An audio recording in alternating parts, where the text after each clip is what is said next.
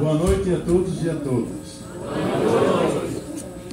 Bom, eu estou impressionado com toda essa gente que veio, bom, agora dá certo, para fazer um bate-papo. Eu não sei fazer um bate-papo com 300, 400 pessoas. O que eu posso é deitar uma fala aqui, uma conferenciazinha, sobre esses temas que são atuais hoje. A questão do cuidado, a questão da compaixão e especialmente a figura do Papa. Porque se nós falamos de uma primavera da Igreja, é sinal de que antes houve um inverno, que a primavera segue o inverno. Efetivamente, nos últimos 30 anos, vivemos um rigoroso inverno na Igreja, com dois papas, o Papa João Paulo II e ainda vivo o Papa Bento XVI, que, para além das suas virtudes pessoais, inclusive santidade pessoal, tinha uma compreensão de igreja que nós considerávamos inadequada aos tempos modernos. Porque era um modelo mais ou menos medieval de igreja, com uma espécie de fortaleza que se defende contra eventuais ataques que vêm do mundo moderno, da ciência, das novas liberdades, das democracias, da mobilização da consciência coletiva no processo de globalização. Então, fenômenos novos que eles não sabiam dar conta e, por isso, fechavam a igreja. É mais ou menos como um navio, de medo de enfrentar as ondas perigosas e o mar, ficasse ancorado no porto. Aí ele está seguro. Agora, o navio não é para ficar no porto. O navio é para ir para o mar alto, para enfrentar ondas. E quem está em cima do navio não faz a reza: Senhor, livra-nos das ondas perigosas. Mas dá-nos coragem para enfrentá-las e superá-las. Essa é outra atitude. Então, de repente, nos vem um Papa do fim do mundo, porque, de fato, a Argentina é lá embaixo, o fim do mundo, sabe? Você descendo um pouco mais da Vestíbia até o Ushuaia, você vai ao fim do mundo. E tem um bom vinho lá chamado vinho do fim do mundo. A desgraça é que ele pertence a uma família americana, está explorando os argentinos. Então, veio um Papa com uma outra perspectiva de mundo, de igreja. E era só possível, realmente, se ele viesse de fora da cristandade europeia. Que a cristandade europeia é agônica. Só 24% dos católicos vivem na Europa. 62% na América e o resto na África e na Ásia. Então nós temos praticamente o direito de ter um Papa que nos guie, porque o cristianismo não é mais uma religião do primeiro mundo. O cristianismo é uma religião do terceiro e quarto mundo, que um dia teve origem no primeiro mundo na Europa. Hoje não tem mais. E como a população na Europa é decadente, cada ano está diminuindo, os alemães têm que importar por ano 300 mil pessoas para poder manter o nível de população. A França, não sei quantos milhares. Eles estão numa fase de decadência e de agonia. E junto vai o cristianismo. Então o futuro não está lá. Um Papa não pode mais vir daquelas bandas. Tem que vir de onde as igrejas estão vivas. Fazem ensaios novos, encarnando-se nas culturas, criam o seu próprio pensamento, a sua própria forma de celebrar a graça e a vida. Isso surgiu na América Latina, na África, na Ásia, na Oceania. Desse caldo cultural, desse caldo eclesial, veio o Papa Bergoglio, o Papa Francisco. Então, Francisco não é um nome. Francisco é um projeto. Projeto de igreja, projeto de mundo. Porque quem pensa em Francisco, pensa no poverelo, no pobrezinho de Assis. Por isso que a primeira atitude dele foi abandonar o palácio. Porque não se pode imaginar um pobre São Francisco que andava pauperizado, descalço, com roupas mínimas, rasgadas e sujas. Ele mesmo na carta diz: pútrido e fétido, miserável e vil. Isso não era uma metáfora, era isso mesmo. Era um hippie daquele tempo, era alguém que andava por aí, agora tomado por uma paixão enorme por Deus e pelos pobres, identificando-se com os pobres. Por isso ele, que era da alta burguesia de Assis, se identificou com os mais pobres dos pobres, que eram os ancenianos, aquilo que a gente chamava antigamente de leprosos. Hoje tem que chamar de ancenianos, porque é pejorativo acusar alguém de leproso. Pois esse Papa, então, em consequência do nome dele, ele deixa o palácio e vai morar numa casa de hóspedes, onde os padres e bispos, quando vão a Roma, se hospedam. Come na fila como todo mundo, deram um quarto grande para ele. Eu não quero quarto grande nenhum, quero um quartozinho como todos recebem, e como na fila, porque assim é mais difícil me envenenar.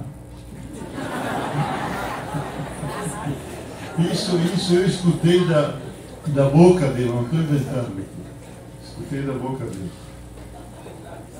Então é um projeto de uma igreja pobre, humilde.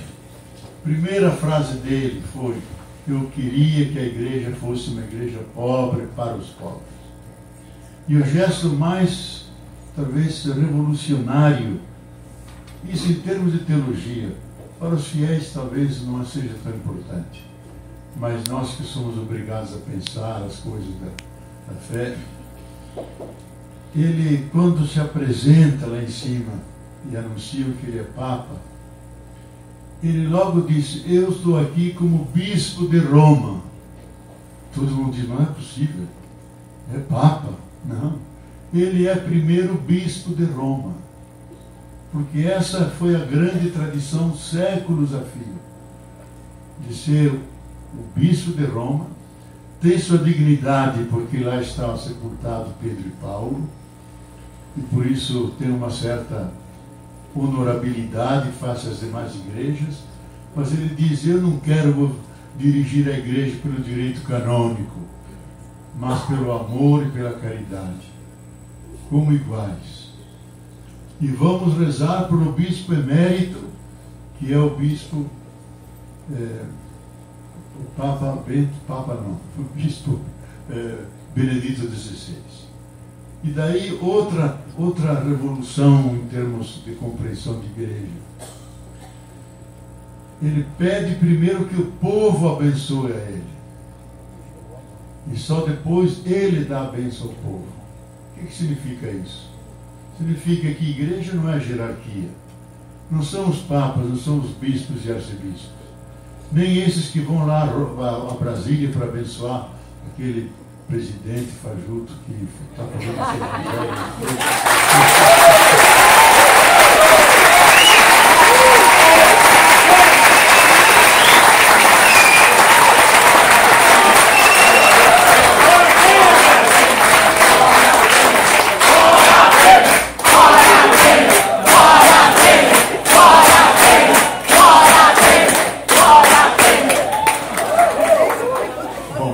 seu que disseram.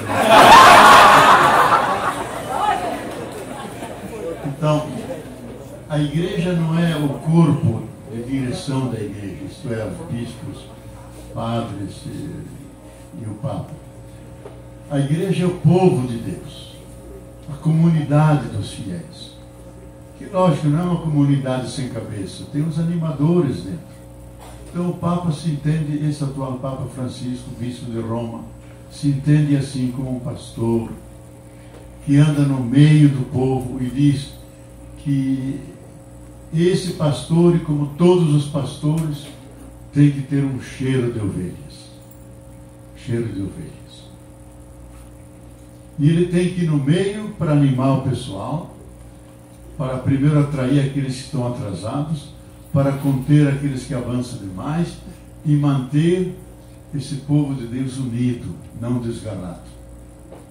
Alguns que vão lá na frente, outros que se atrasam demais.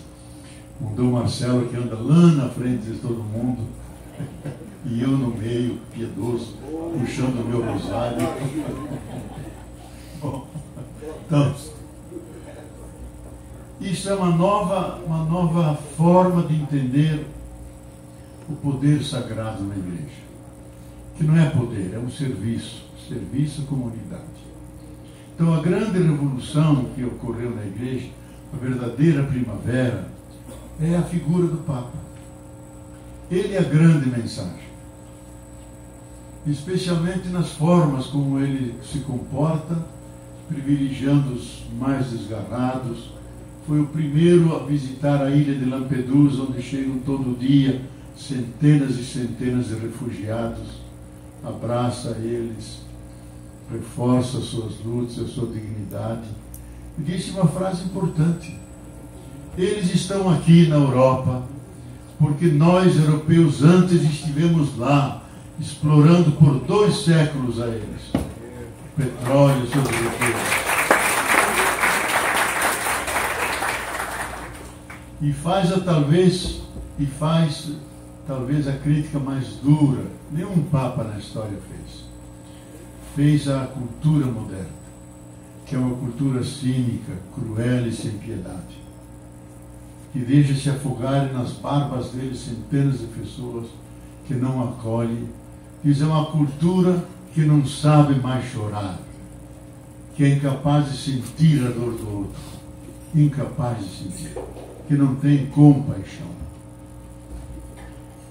Então, é alguém que tem um lado, e claro, geralmente os discursos pontifícios são sempre equilibristas, para não dar razão nem a um nem a outro, e a terceira via, que nunca deu certo em lugar nenhum, mas eles procuram manter esse equilíbrio. Esse não. A partir do Evangelho, o lugar de um Papa, de um pastor, é estar ao lado daqueles que Jesus chamou os meus irmãos e irmãs menores, que serão nossos juízes no entardecer da vida, os pobres e oprimidos. Esse é o lado dele. Então isso é uma revolução na igreja, e eu acho que nós devemos saudar isso. E é um Papa que faz uma feliz combinação entre a tradição jesuítica, ele é jesuíta, e a tradição franciscana. Como jesuíta, é um homem da modernidade, do pensamento claro e distinto, do discernimento dos espíritos, que é o eixo fundamental da espiritualidade inaciana dos jesuítas. Analisa todos os fatores, todas as influências, pesa, sotopesa, vê qual é o caminho de Deus, e quando descobre o caminho, vai direto naquele caminho, porque esse é a vontade de Deus. Ele é assim. Fez um discernimento, a posição do Papa é essa, na linha central, e é jesuíta duro contra os pedófilos, duro contra aqueles que manipulam dinheiros do Banco Vaticano. Quando ele estava celebrando missa na catedral dele, que é Santa Maria Maior, e ele viu que tinha um cardeal pedófilo lá dentro, disse, não continua essa missa enquanto não tirar esse criminoso. Um cardeal.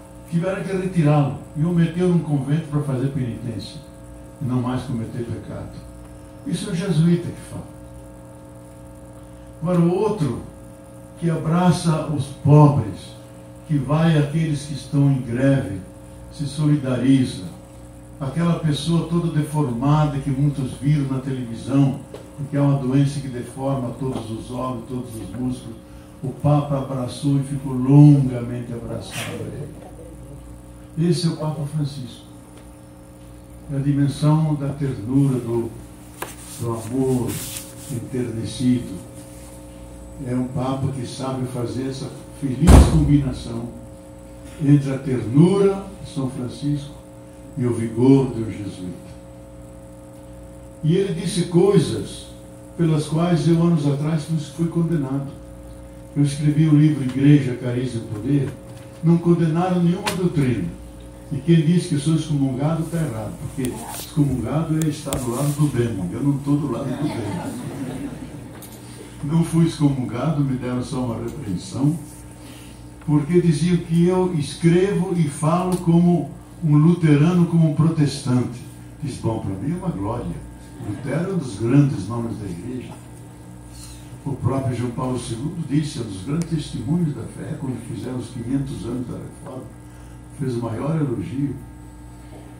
Mas eu fiz algumas críticas do excesso de autoritarismo na igreja, de cardeais duros que punem as pessoas, não aceitam comunidades de base, expulsam os religiosos, os padres, utiliza esse poder para uniformizar a igreja. Fiz essas críticas. Quem lê o meu livro Igreja, Carisma e Poder e compara com aquilo que o Papa diz, é um livro de piedade, que você lê de joelhos, porque diante dos cardeais diz, tem cardeais que têm cara de vinagre, tem outros que são tristes como se fosse o próprio enterro, tem outros padres e bispos que adoram esqueletos em vez de corpos vivos. Eu nunca falei assim na minha vida. E ele diz isso na cara deles.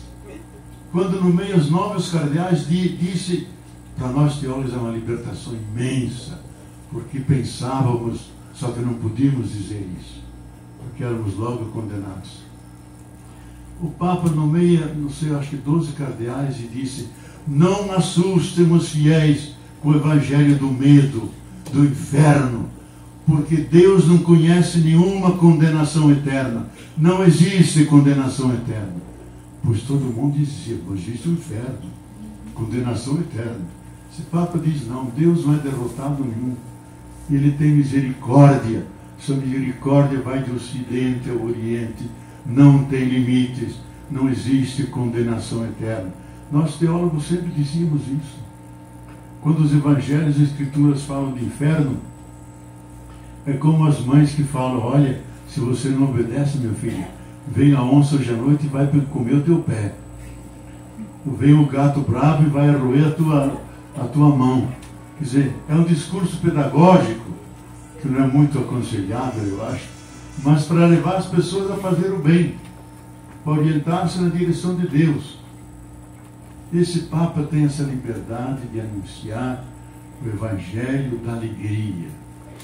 O primeiro documento importante dele é exatamente isso, a alegria do Evangelho. O Evangelho como beleza, a beleza, a alegria convence mais do que os discursos longos de argumentação dos teólogos. Isso fazem os proselitistas, disse ele, aqueles que querem prosélitos, seguidores. Nós não. Nós louvamos a beleza, a alegria, a humanidade de Deus que se revela no Novo Testamento. Isso que atrai as pessoas e faz que elas se perguntem, que novidade tem o Evangelho? Que coisa nova Jesus está trazendo? Pois isso ele faz de uma maneira tranquila, graças a Deus. Ele não é teólogo, é um pastor. Eu tenho um irmão que era um grande teólogo, agora ficou meio conservador, e esses dias eu disse a ele, que grande Papa temos. Ele me disse, ele não é teólogo. Digo, graças a Deus que não é teólogo. Chega, nós teólogos, somos milhares no mundo. Nós não precisamos teólogos, precisamos pastores. O Papa se revela como um pastor no meio do povo, que ama a sua comunidade, que caminha com ela, anima, sofre com ela, se indigna contra as injustiças, mas fundamentalmente é aquele que fez a revolução da ternura. Quantas vezes ele usou essa palavra, revolução da ternura. Eu sei de um bispo reacionário brasileiro que, quando escutou isso, na reunião dos bispos no Rio de Janeiro, que o Papa disse, os bispos têm que fazer a revolução da ternura, o secretário dele que estava ao meu lado escutou e me contou, o bispo disse, que ridículo, que ridículo. Esse é um falso pastor, não devia estar lá de bispo. Por quê? Porque não sabe ter ternura. Ternura é uma relação amorosa com a realidade. Se acerca se interessando pelo outro e não impondo doutrinas e dogmas e fazendo o cristianismo um pesadelo e não a boa nova que liberta, onde as pessoas se sentem bem. E o Evangelho tem que ser uma coisa boa para toda a humanidade e não só para os cristãos. Tem que ser uma coisa boa, que liberta, porque a mensagem central de Jesus não foi criar uma nova igreja, uma nova religião. Havia muitas naquele tempo. A intenção de Jesus é criar um homem novo, uma mulher nova, que vive aqueles valores que são valores do reino, do amor incondicional, da compaixão, da solidariedade, do perdão irrestrito e abertura total para Deus. Ele quis criar esse tipo de gente. E quando isso emerge na humanidade, aí está a boa nova. Aí está o Evangelho vivo. Por isso esse Papa entendeu isso, por isso que nós teólogos falamos, o Papa segue a tradição de Jesus. É uma terminologia meio nova que a teologia está usando muito, porque sabe distinguir entre evangelhos e a tradição de Jesus. Porque os evangelhos foram escritos 40, 50 anos depois da morte, da execução de Jesus na cruz. Esse tempo é muito longo. O que fizeram as pessoas? Inventaram muitas coisas, fundaram comunidades. Então tem a comunidade de São Marcos, que não sabe nada do nascimento de Jesus, começa logo ele adulto pregando, e termina com a morte dele na cruz, não sabe nada da ressurreição. Fizeram um acréscimo depois. Ele só diz: vão para Galiléia que lá vão me manifestar. Nós estamos indo para Galiléia até hoje. Lá vamos encontrar o ressuscitado. Só que é uma história comprida, que não tem fim. Mateus é um judeu que nunca acabou de se converter. Então é todo um evangelho que tenta resgatar o Antigo Testamento. Lógico, tem a novidade do amor incondicional de Jesus. Mas é outro tipo de comunidade. Tem judeus que têm hábitos, têm a teologia judaica. Não São Lucas é mais um homem da globalização. Fala grego, corrente. São Marcos é um grego tão miserável que alguém dominando 300 palavras lê o Evangelho de Marcos. É um inglês muito ruinzinho que ele fala. Mas é o Evangelho, é importante que a gente saiba isso. E São João, no ano 90, veja, ano 90, escreve um Evangelho num ambiente onde havia muitos esotéricos, gente que julgava com o mundo lá em cima, o mundo aqui embaixo. Ele encarna o Evangelho dentro daquela concepção. Jesus vem e se encarna, mas é fundamentalmente o Deus que roça a sua veste na humanidade, mas é fundamentalmente o Filho de Deus. Então, entre a tradição de Jesus, o Jesus histórico, que andou naqueles caminhos empoeirados da Palestina, que era um grande contador de histórias, que tinha muita compaixão pelo sofrimento humano e fazia os milagres. Eu acho que os milagres de Jesus, no meu modo de entender, nasciam mais da raiva do que da compaixão. Diz: não é possível que alguém seja cego, tropece e arrebente os dedos e dá a ordem, veja, e ele se vê. Vê um anciano todo arrebentado, que ninguém se aproxima, sujo, apodrecido em pé. Se indigna, não pode ser isso. Seja limpo, e limpa. Então Jesus nasce dessa compaixão e dessa indignação contra um mundo que não há reino de Deus. Então devemos concretizar essas coisas. E dessa tradição vem o Papa Francisco, onde os valores fundamentais do reino que começa aqui embaixo é o amor incondicional, incluindo os próprios inimigos, que é a compaixão por quem sofre, solidariedade com o caído, capacidade de perdoar até o mais distante pecador, como é o filho pródigo, que o recebe. O Papa Jesus, Deus, ele pinta um Deus que fica olhando na esquina para ver se o filho vem, e quando o filho vem, corre ao encontro, e o abraça, e o beija, e faz uma festa para ele.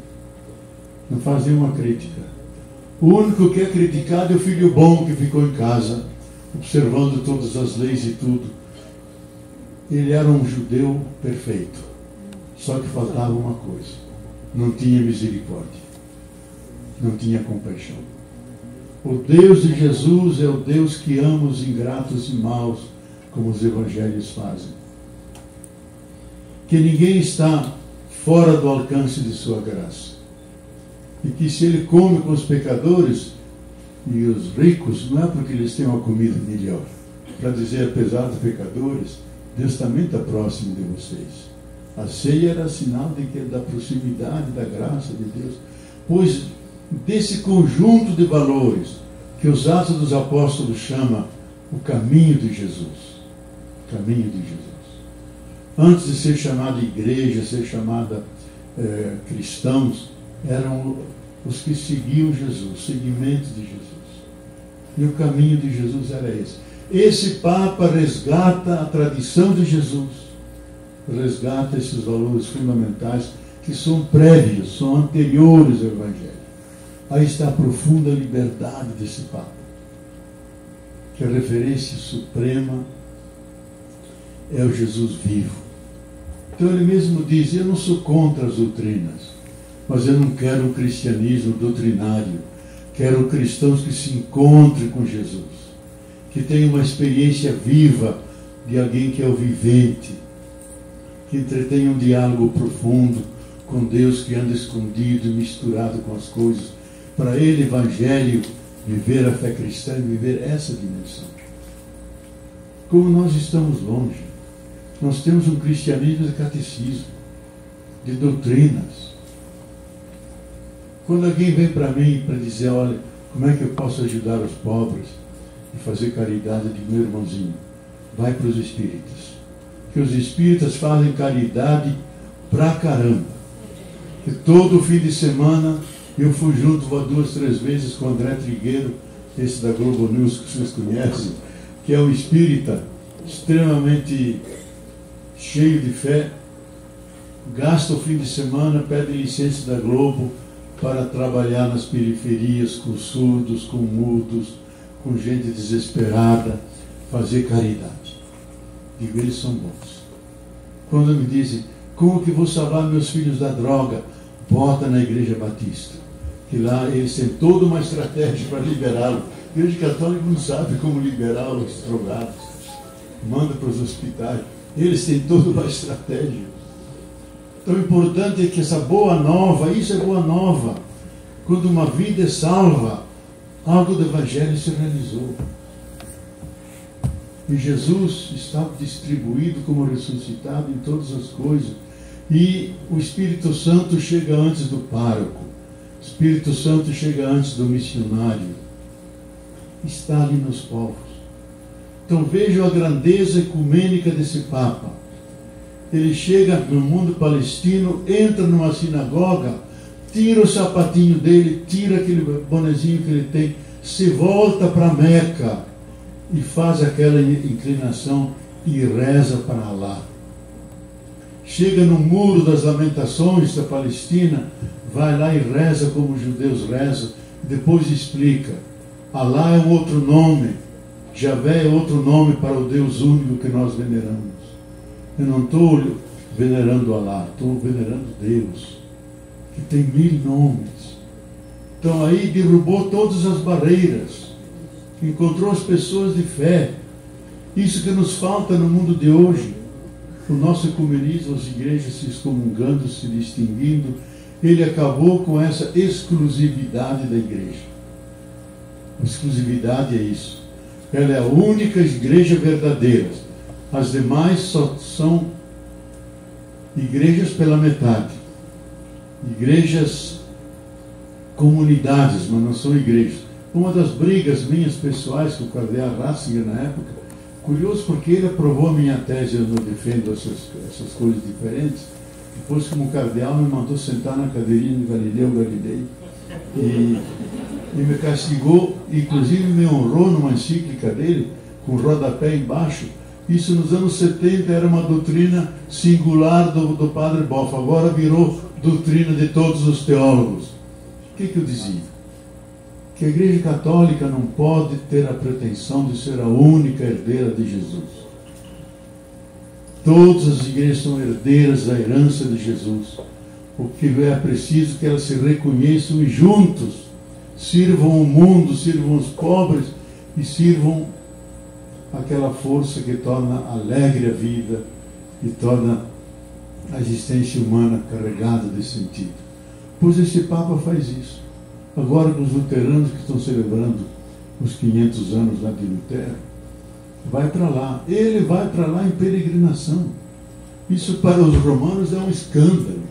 Celebrar onde Lutero fez lá as teses dele contra a venda das indulgências.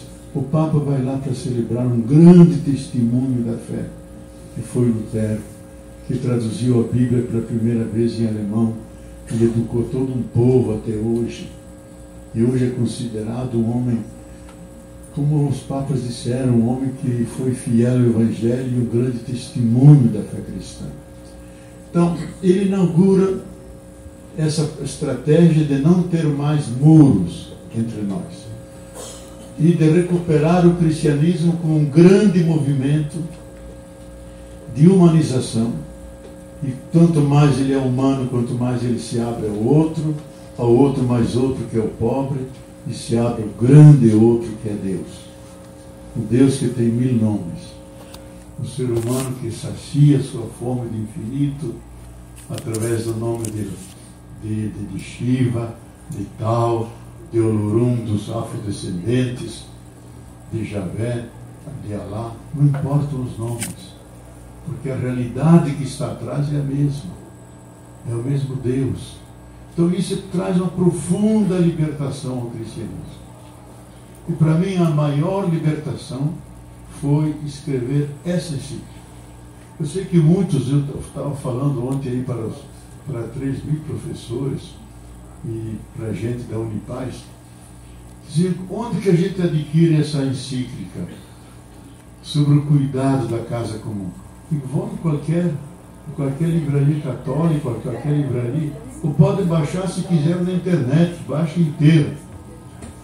Essa talvez é o documento mais revolucionário da história dos papas.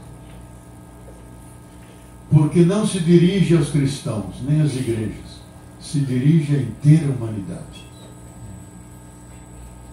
Eu tenho até alegria e certo orgulho e vaidade de dizer, e eu digo, porque uma das coisas que eu fiz lá, o que ele ficou Papa, escrevi uma cartinha para ele e disse que a primeira coisa que ele devia fazer era um grande concílio de todas as igrejas, religiões e caminhos espirituais.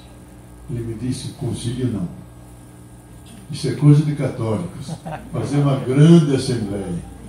Eu disse, santidade. Santidade não, isso é coisa de Dalai Lama.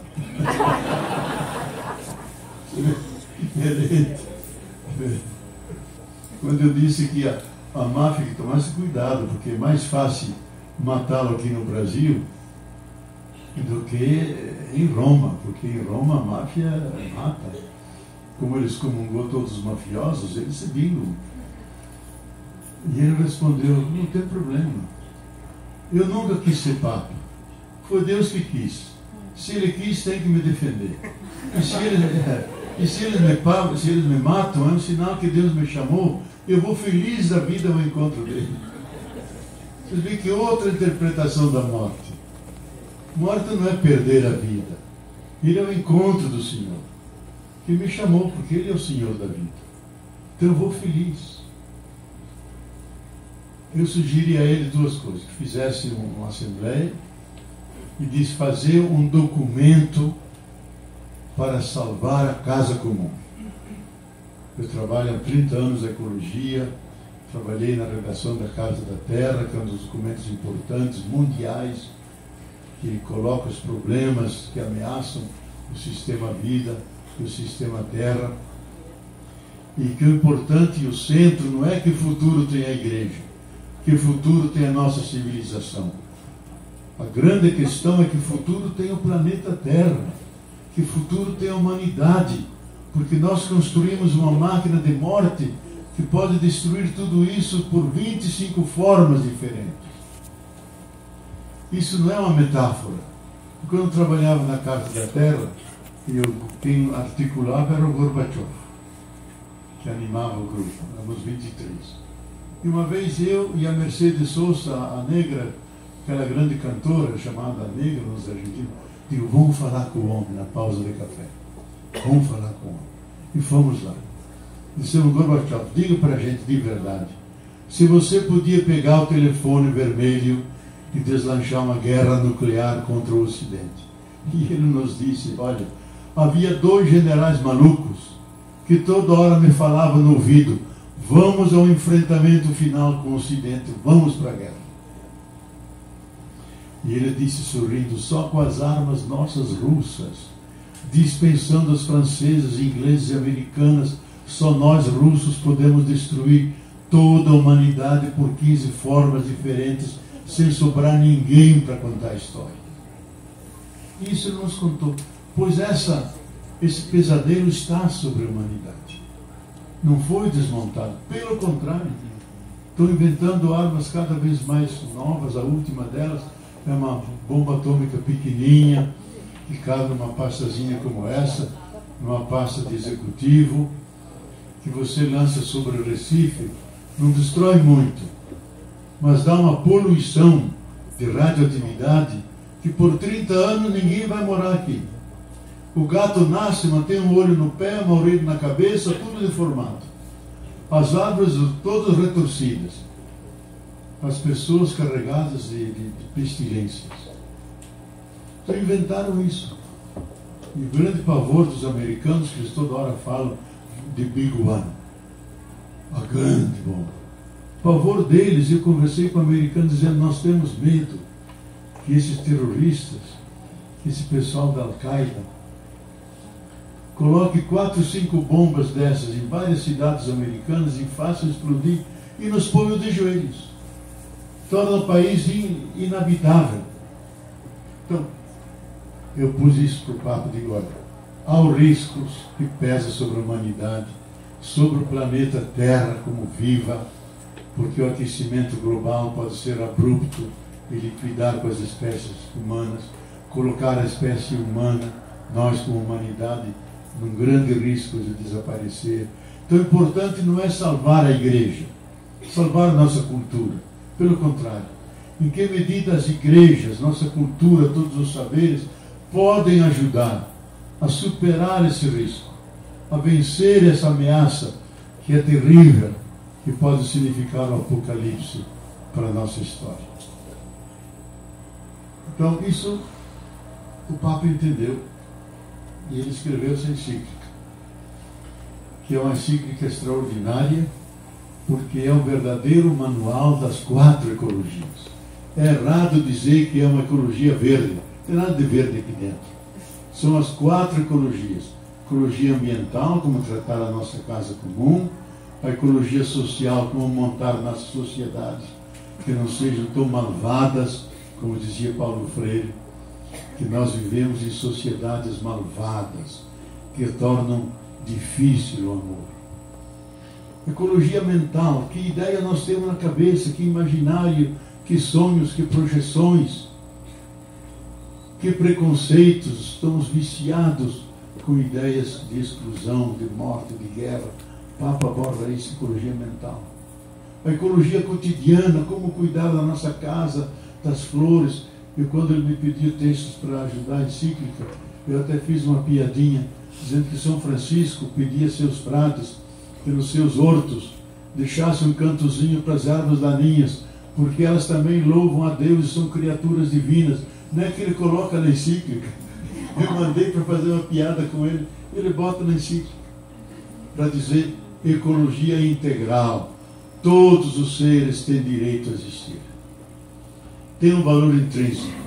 Nós podemos considerar essas ervas daninhas, mas elas têm a sua função, o seu equilíbrio, o seu lugar dentro da criação.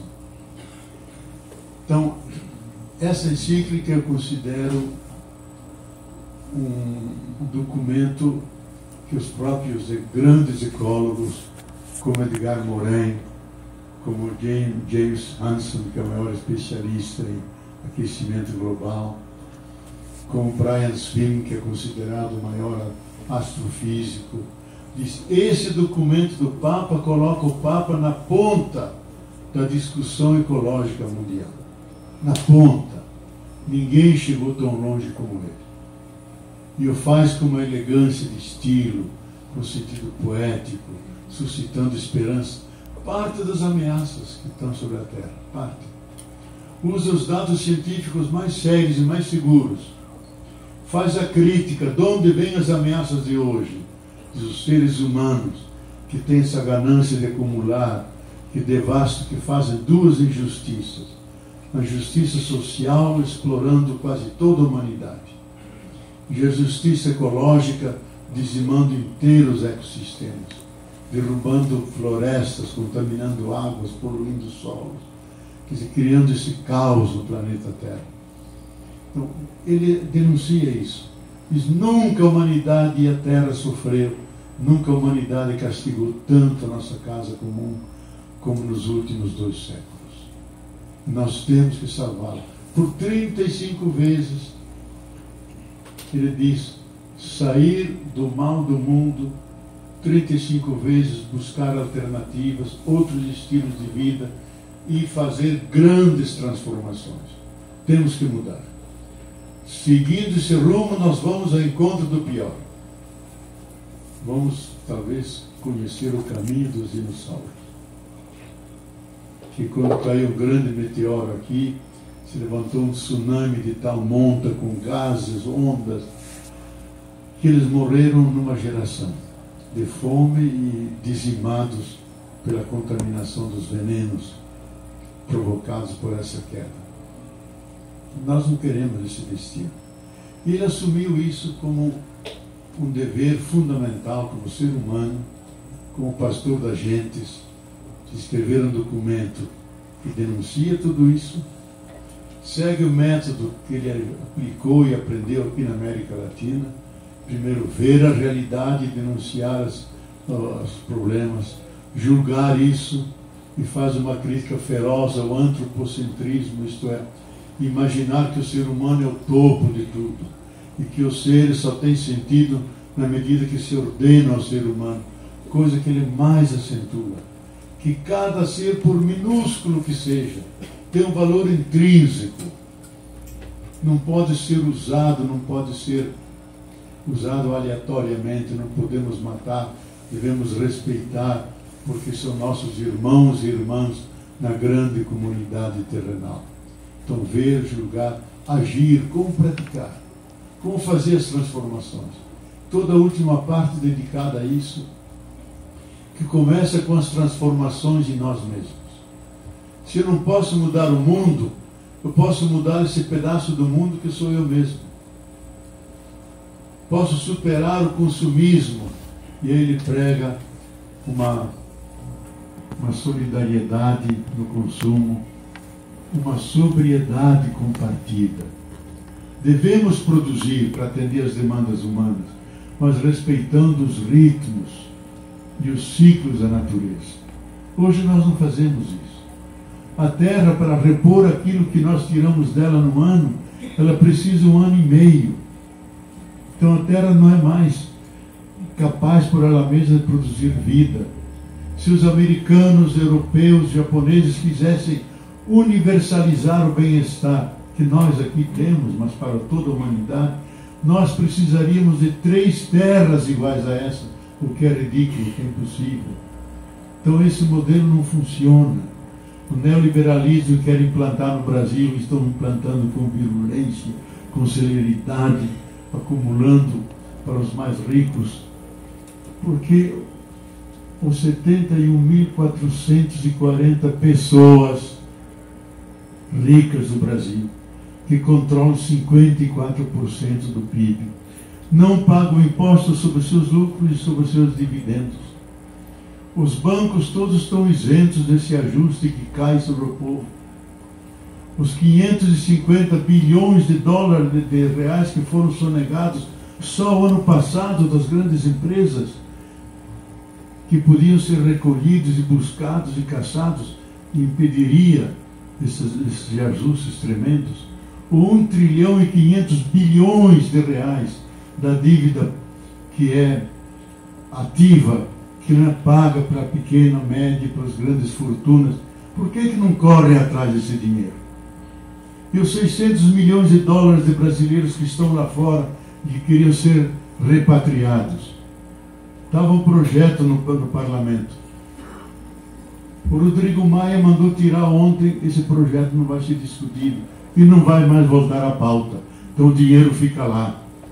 E o povo aqui tem que pagar esse sacrifício enorme de ver seus salários diminuídos, seus direitos duramente conquistados sendo violados. Tudo isso é errado. Mas está na linha daqueles que colocam, e o Papa diz, que colocam no centro a acumulação, a veneração do dinheiro. Ele nunca usa a palavra capitalismo, que senão daria muita briga com os Estados Unidos. Mas ele critica aqueles que acumulam, que colocam no centro o dinheiro e que se tornam, em função disso, insensíveis, cruéis, incapazes de escutar o grito do oprimido. E um dos eixos importantes da carta é sempre articular as duas coisas: escutar o grito da terra, simultaneamente o grito do oprimido, e libertar os dois. Então a nova estratégia da humanidade, a nova civilização que vai nascer, tem que nascer dessa profunda capacidade de transformação. Ou a gente se transforma ou não teremos futuro. Nem sou eu que digo isso. Tantos analistas da situação mundial, cito o mais famoso deles, acabou de morrer, que é o grande historiador inglês. Bom, Alzheimer chegou, eu esqueci o nome. Como é que escreveu Eric Hobsbawm. O último livro, o grande livro dele, que é um resumo da grande obra dele, O Curto Século XX. A última frase do livro: os valores e princípios que deram sentido à cultura ocidental e que foram globalizados não podem garantir um futuro para a humanidade. Ou nós mudamos ou nós morremos. E assim fecha o livro. Ou mudamos ou morremos. Então não temos alternativa. Temos que mudar. E esse é o grande desafio. E o Papa se apresenta como o primeiro a mudar, vive com total simplicidade, renunciou a todos os símbolos do poder e conclama a humanidade a ter compaixão, ter misericórdia. São temas recorrentes, sempre presentes na sua mensagem. Então eu acho que nós temos que escutar esse Papa, porque ele não só é uma liderança religiosa, mas é uma liderança também política mundial. Nós estamos numa espécie de voo cego, não sabemos para onde vai a humanidade. Ele mesmo disse: eu não sei para onde vai a humanidade, suspeito que Dalai Lama também não sabe, e nós juntos devemos procurar um caminho que nos conduza a um futuro feliz. Que humildade! Realmente os papas se apresentam como aqueles que sabem, dão os caminhos. Ele não é humilde, nós não sabemos. E não sabemos mesmo. Por isso temos que nos mobilizar para juntos ter uma nova fantasia, um novo projeto de humanidade, reinventar uma nova forma de habitar o planeta Terra, para que possamos todos caber dentro da natureza preservada, ter uma nova relação com a natureza, dando-se conta de que todos estão ligados a todos. É uma das coisas que o Papa mais insiste na sua encíclica, que todos são interdependentes, que todos estão enovelados em conexões, um ajudando o outro para viver e sobreviver, porque essa é a lei do universo. E devia ser a lei que presidiria todas as sociedades humanas. Então, se nós seguíssemos essas normas básicas, que são mais ou menos pontos, digamos, orientadores da caminhada humana, nós teríamos uma saída. Disse Ben Einstein que o pensamento que criou a crise de hoje não pode ser o mesmo que nos tira da crise de hoje. Tem que ser outro pensamento. Tem que ser outra prática. E nós temos que reinventar isso. Fiquei muito feliz que lá no fim o Papa cita a Carta da Terra e cita exatamente naquele ponto onde ela diz que chegamos num ponto da história da humanidade em que devemos ter um novo começo. Novo começo. Não são reformas. Não é encher o corpo ferido da terra com esparadrapos, com band-aids. Isso não resolve o problema da terra. Temos que reinventar uma forma de curar a terra, cuidar dela. Então, ele diz, um novo começo. Para esse novo começo precisamos de uma nova mente e um novo coração. Uma nova mente, uma nova leitura do mundo, que vê as coisas todas como criação, como os seres nascidos do amor de Deus. Um novo coração, a capacidade de sentir o sofrimento do outro. Então o Papa convoca a lermos as estatísticas, os dados científicos, não meramente com a razão intelectual, mas ler com a razão emotiva, sentir que atrás daqueles dados há um martírio, há uma via sacra de sofrimentos humanos. E num ponto ele se excede, digamos, no seu encantamento e diz: nós caminhamos como irmãos e irmãs, unidos por um terno afeto entre nós, junto com o irmão Sol, junto com a irmã Lua, junto com a irmã Montanha, o irmão Rio e a irmã e Mãe Terra. Essa é a perspectiva. Formamos a grande comunidade que Deus criou e nos colocou a nós como os cuidadores. Está claro lá no Gênesis 2. Nós somos colocados no país do Éden para cuidar e para guardar essa herança sagrada que Deus nos deu. Então esse Papa convoca essa misericórdia para com todos os que sofrem. Ele inventou esse ano da misericórdia e explica até a palavra misericórdia, ter um coração para com os míseros, para aqueles que mais sofrem, sofrer com eles, caminhar com eles, nunca deixá-los sozinhos, porque o terrível do sofrimento não é tanto o sofrimento, é a solidão do sofrimento. É ninguém que vem e coloque a mão no ombro e que lhe diz uma palavra de entusiasmo, que ande com você alguns passos. Isso é ter misericórdia, ter compaixão. Esse Papa coloca isso como centro da capacidade humana de sair de si, colocar-se no lugar do outro e sentir com o outro as alegrias dele, os sofrimentos dele, e juntos caminharmos para uma humanidade mais unida, mais fraterna, mais reconciliada com a natureza. Então esse Papa traz uma proposta de cuidado, de amor incondicional, de misericórdia para com todos os que sofrem, e ao mesmo tempo um desafio para transformações. Temos que mudar. E mudar numa linha em que a gente se torne responsável com todas as coisas, cuide com todas as coisas, porque se nós não cuidamos, elas vão degenerando e até morrer. E ter uma abertura infinita ao Espírito de Deus. Por mais que ele elenque as ameaças e aquilo que pesa do mundo do negativo sobre nós e sobre o planeta Terra, ele sempre diz: o ser humano tem espírito, ele tem criatividade, tem tecnologia, ele pode salvar a Terra. E mais que tudo, ele tem um espírito criador, que por 3 vezes ele cita: é aquele que é o apaixonado amante da vida. Apaixonado amante da vida.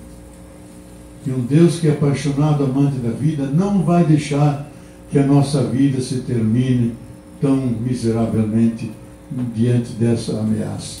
E ele termina assim, eu termino também com uma frase extraordinária, belíssima, até que tem o título, é poético. para além do sol. É o título do capítulozinho. Para além do sol. Quer dizer, nós estamos aqui no sistema solar, mas ele já está para além do sol. E nos convoca dizendo: caminhemos, irmãos e irmãs, cantando, que as nossas lutas e as nossas preocupações por esse planeta não nos tirem a alegria da esperança. Então, o que predomina e tem a última palavra, escreve o último capítulo da história, não é a tristeza, não é o Armagedon, não é o Apocalipse, é a alegria de uma nova criação, do novo céu, de uma nova terra, de uma nova humanidade que sabe cuidar de sua casa pequena, mas que é suficiente para todos os seres vivos, fazê-la uma casa comum e não uma tapera, uma coisa abandonada. Então, se hoje estamos dentro de profundas dores pela crise mundial, crise brasileira, nós devemos interpretar essas dores não como as dores de um moribundo nas vascas da morte, mas as dores de alguém que está dando luz a uma nova criatura, as dores de um parto, que vai nascer um outro tipo de terra, com outro tipo de humanidade, com novas relações entre nós e com tudo aquilo que Deus colocou ao nosso derredor. Isso está dentro das possibilidades humanas. Nós podemos realizar isso. Isso é o desígnio do universo e é também o desígnio do Criador. Muito obrigado.